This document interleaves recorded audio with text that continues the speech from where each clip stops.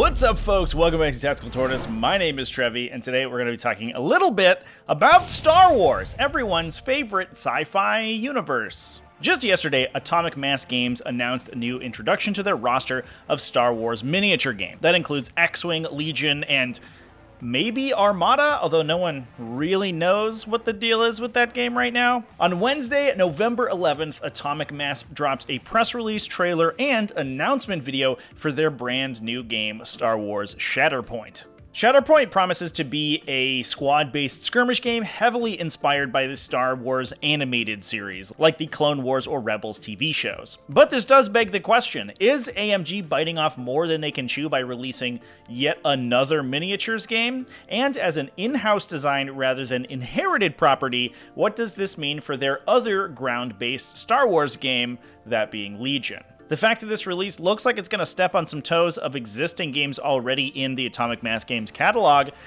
makes it kind of an awkward announcement. But first, a little bit of history about Atomic Mass Games themselves. The company is a subsidiary of Asmodee, the French tabletop gaming giant that owns many other gaming studios, including Fantasy Flight Games. In fact, Atomic Mass Games was meant to act as sort of the spiritual successor to Fantasy Flight Games. Since a few years ago, Asmodee compartmentalized most of their design studios, each to focus on specific genres. Fantasy Flight Games took over licensed card and board games, whereas AMG was given all of their existing licensed miniature products, including the Star Wars catalog. With that restructuring came a massive overhaul, with a lot of the original design team responsible for those Star Wars games laid off or moved to the new studio at Atomic Mass Games.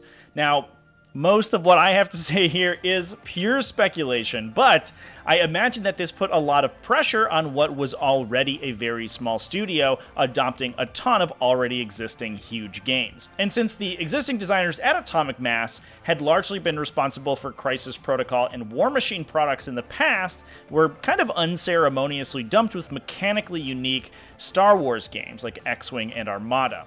Around that time, X-Wing specifically saw some major reworks that brought them suspiciously closer in playstyle to more standard miniature games like War Machine or MCP or Warhammer 40k. And in my opinion, it kind of betrays a bias of the designers at Atomic Mass Games towards that style of more classic miniature game design. Not saying that this is entirely a bad thing, to be clear, since designers tend to work most comfortably and effectively within their mechanical comfort zone. This means that their ability to iterate on interesting mechanics is going to be a little bit more streamlined, and they're going to be able to do their best work when they're designing for a particular type of game. That highlights the problem with firing all of your existing designers and throwing the game to a mostly new design team. That team is going to work within the framework that they're comfortable with, and they're not necessarily going to pick up on the design cues that previous designers have left them. Now, this new game, Star Wars Shatterpoint, is being called a Star Wars-themed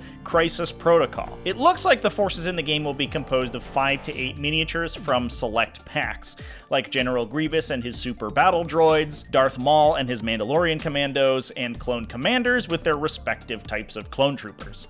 AMG's press release discusses games progressing over dynamically unfolding missions, which honestly could mean anything, but it does sound a lot like Marvel Crisis Protocol's Crisis system. And a lot of the communication, especially from the designers in their announcement video, points to gameplay trying to recreate the feeling of the kids' television shows, with characters using a lot of unique special abilities in fun and interesting ways to interact with their enemy or scenario elements. This does sound a lot like MCP's superpower system, which, if you're not familiar with that game, outfits each character in the game with a wide variety of special effects and abilities that they can use in addition to their standard actions and attacks. So far, it sounds pretty fun, and the miniatures that have been previewed in the trailer look absolutely amazing. But as I alluded to earlier, the oddest part of the announcement is the juxtaposition between Shatterpoint and the existing game Star Wars Legion. Star Wars Legion is closer in scale to a platoon-sized game, with players commanding forces composed of 20 to 30 models a side, broken up into squads. While at its launch, Legion had some of the most interesting and unique game design that the industry had seen in a really long time,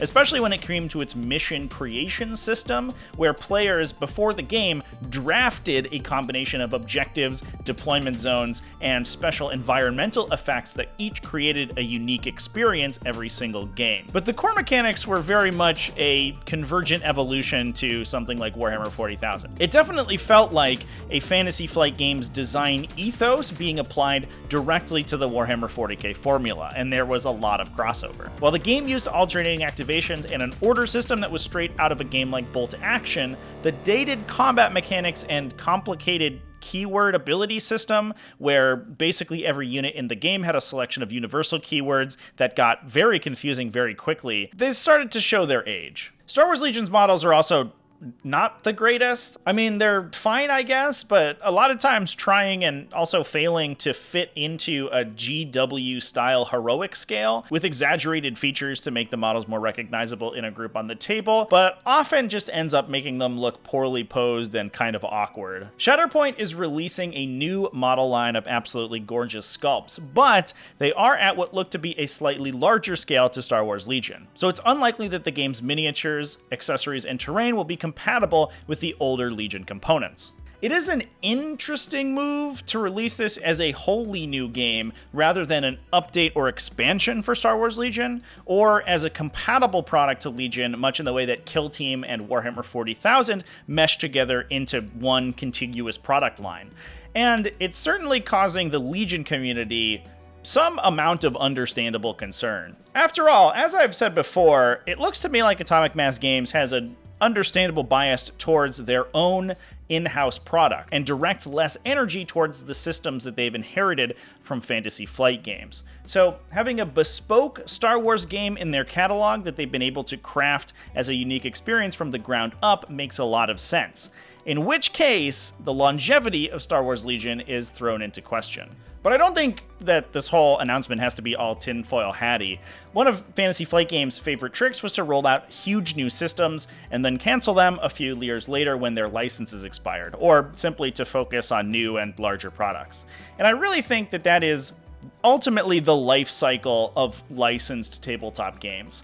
I don't know the details of how money changes hands in regards to these licenses, but I cannot imagine that they are cheap to maintain, and they require a base level of sales to remain sustainable. So for this reason, unlike many miniatures games, the Fantasy Flight Games and Atomic Mass Games family can't just rest on their laurels of a successful release and then come out with new expansions to continue to feed their player base and expand slowly, since those existing players that have already bought into the game aren't helping the company retain that expensive license. You need constant infusions of wholly new products and new players to keep that sales volume up. And if those products represent alternate sculpts or expansions for an existing game, the amount of traffic that they'll drive, and therefore sales, is bound to be relatively low. I think licensed games are kind of the cryptocurrency of the tabletop gaming sphere. Every once in a while, there's a Bitcoin like X-Wing that survives for a while, but ultimately steadily trends downwards, whereas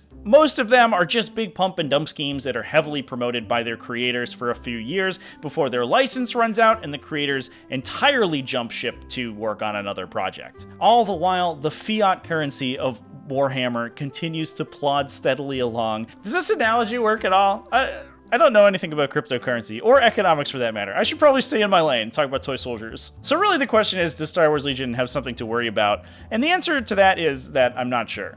The game did just get the release of its 5th faction a few months ago, and well, it certainly doesn't look to be in the same strong place it was upon the release of its Clone Wars expansions, which did drive a lot of new players to the game, myself included. It definitely doesn't look dead enough to me for Atomic Mass Games to want to kill it. It is unfortunate that it looks like Shatterpoint will release with a far superior but ultimately incompatible model line, but sometimes it's just the way that things go. Shatterpoint is slated for a summer 2023 release, so we have almost a year before we have to consider the repercussions of this game on the industry. Until then, the rules will be unveiled at Adepticon 2023 in March of next year.